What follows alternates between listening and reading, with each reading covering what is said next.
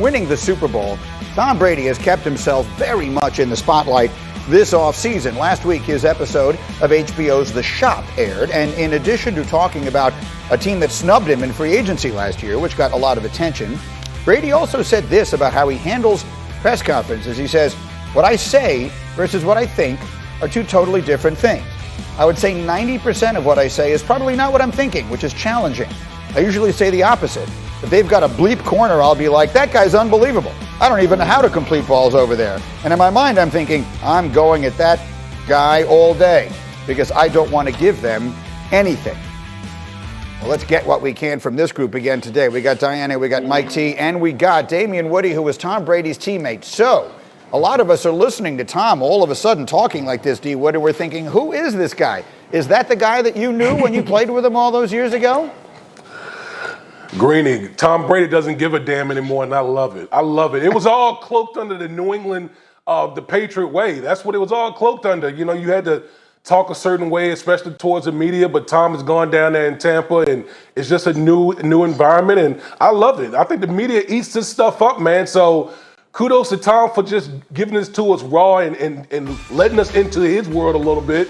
But yeah, listen, Tom is the type of guy, if you watch Tom on game day, Tom is yapping at everybody. He's yapping at everybody. He's yapping at the crowd. He's yapping at opponents. Hell, he's yapping at his own teammates, cussing them out. So none of this really should be surprising, but now that he's down in Tampa, it's more out there for everyone to see. Very quickly, before I bring everyone else in, this came up yesterday, and Dominique Foxworth suggested that not only did he yap at everybody, but that when they played against the Ravens, he would yap at Ray Lewis. Can you confirm that? Did he say something? Could anyone talk trash to Ray Lewis? That's my question. Oh yeah. Oh, listen, there's not many people that can go toe to toe as far as trash talking with Ray Lewis, but hell yeah, Tom will be talking to Ray Lewis. I mean, that's just who he is. He's a competitor like that, and they've had many a battles, but Tom is not going to back down from anyone, especially not Ray Lewis. Oh, that's interesting. If there's anyone I was going to back down from, I think I'd start with Ray Lewis. But now, Diana, let me come over to you if I can here. Because you were telling me before we came on this morning that as you hear what Tom is talking about now, it makes you think of one very important relationship he's had. Yeah, I feel like I'm just sitting in a Bill Belichick press conference, right? You guys have heard clips of it. You've read clips of Bill Belichick. They do the same thing all the time. It's the New England formula, and Damien was taught it as well. All you do is pontificate and compliment the other team, the opponent. You just make crazy comparisons. You say the guy's the best guy you've ever seen. He's the best defender, the best quarterback. Granted, you never hear Bill Belichick compliment anyone on his own team, except maybe Cam Newton at this point. But Tom is just doing what he was taught. Belichick is the master at this. Anyone that's been connected to the New England way, whether it's coaches or players, they all rip from the same playbook that Bill Belichick does, which is just love up everybody around you, get the guard to come down of the opponent, and then you go in for the kill. It's all psychological warfare. So as Mike T, if you're taking on the personality of your coach, then maybe it makes sense that as he is in his new place with his new coach, we're seeing a new Tom. There's no question about it. And I think, as D. Wood said, we love this bravado. It's authentic. It's really who Tom is deep down inside. He is a world-class competitor, and Bruce Arians is not afraid to say, hey, yeah, we're favored to repeat, and just watch us. Here we come. And I think what we're seeing with Tom is there was probably many reasons he wanted to leave New England after such a long time, and now it's manifesting itself. We're seeing it publicly. We're hearing about it privately to teammates, and I think it's refreshing because this is authentic Tom Brady, and I think this season's going to be interesting. It could be his last season, and this could be a lot about his legacy moving forward. Fascinating, because the one thing about the Patriots, and they win all the time, but everyone says, I don't know how much fun it is being there. Does anyone... Good morning. It is time to get up with PG ASAP. What a night for playoff B. Are the Clippers about to set the Suns in the West? Meanwhile, Tampa Tom is terrific. Where has he been all our lives? He has a lot to say, and you need to hear every word. And then a bold prediction about this QB from another who would know why this could be the best news Dallas has had in years. All that and more as we get up with you, starting right now on a terrific Tuesday. Greeny in New York, delighted you are here with us. We've got plenty of football to get into, and we have just the right crew. to get into it with. Take a look who's gotten up with us today. Diana Rossini is ready to roll.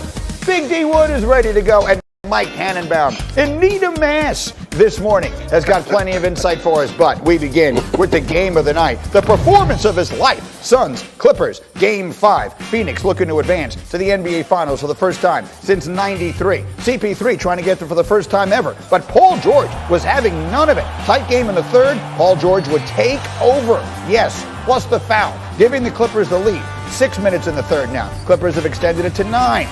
Chris Paul, defended by Patrick Beverley. Down he goes, fouled hard. Beverley mocking him on the play. He'd be given a flagrant 1. Suns make it a 5-point possession, but Paul George nonplussed. Oh, look at this. He drops Chris Paul and knocks down the 3. Take another look. Clippers opening the 9-point advantage. And then it's more from Paul George. 15 of 20 from the floor and a career night. Under a minute to go in the third. The lead is 8. Now it's 11. Clippers by 13 after 3. Fourth quarter. They're looking to hang on for their owner. Early fourth. Suns trying to hang around. Devin Booker. Yes, and it's good. He would finish with 31. 6 minutes to go. Clippers up 7. Paul George. The contact. And he's got it. 41 points for playoff P. Now we're going the other way. George pokes it away. Here comes Reggie Jackson for the Grand Slam.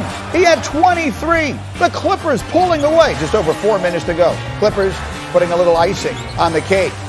They set the Suns in the West, at least for the night. They live to fight another day. That day will be tomorrow. Game 6. Clippers stay alive. Paul George, what a night.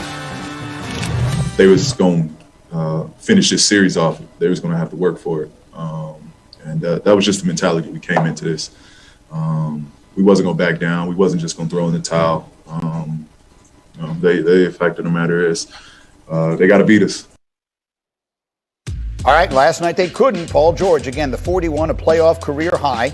Clippers, their 7th win this season when trailing in a series, which is the most by any team in a single postseason in NBA history. And here he is, Seth Greenberg, my Uncle Seth, no relation. And there's really only one place to begin. I mean, the postseason is about writing and sometimes rewriting legacies. And last night, it felt like Paul George did a whole bunch of that.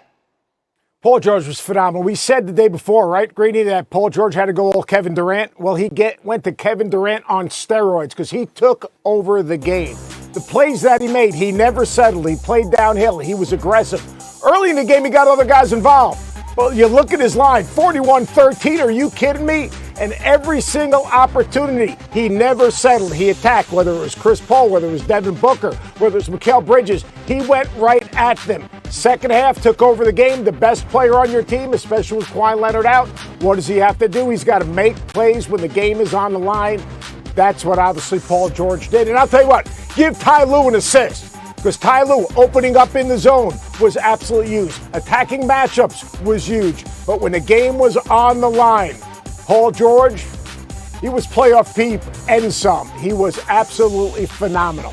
And you're looking for it to be efficient, 15 of 20 from the floor in that performance, 8 of 8 from the line, added the 13 rebounds. But beyond him, and you touched on Ty Lue, and he's been getting a lot of credit, and justifiably so, in this postseason. What else? How else did the Clippers manage to stay alive last night?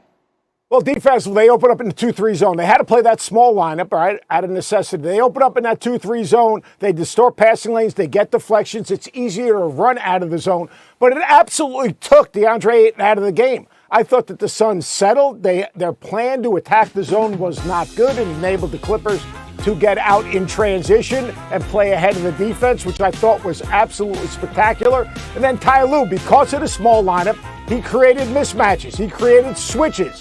All right, so he got Booker switched out on Morris. Morris gets posted up. Morris had that huge first half, which was huge in this game. I thought Ty Lue, every single decision he made, opening up in zone, getting deflections out of the zone, playing ahead of the defense, and then creating mismatches in the half court, I thought Ty Lue was absolutely terrific. Now, Phoenix now has a day and a half, 48 hours to prepare for the zone. What's going to be the next card in Ty Lue's deck? I think that is the big question because Phoenix will be ready for the zone this time. They won't settle. They won't shoot the first shot. They'll get it reversed and they'll get post touches. A crazy series. If you really think about it, Phoenix with the incredible the Clippers with the great opportunity to win that game 2 in Phoenix on the 0.9 seconds. Otherwise, this thing would be reversed and they might have a chance to put it away. Seth, stay close by. We have much, much more on this game and this performance as we continue. But speaking of superstars whose legacies are written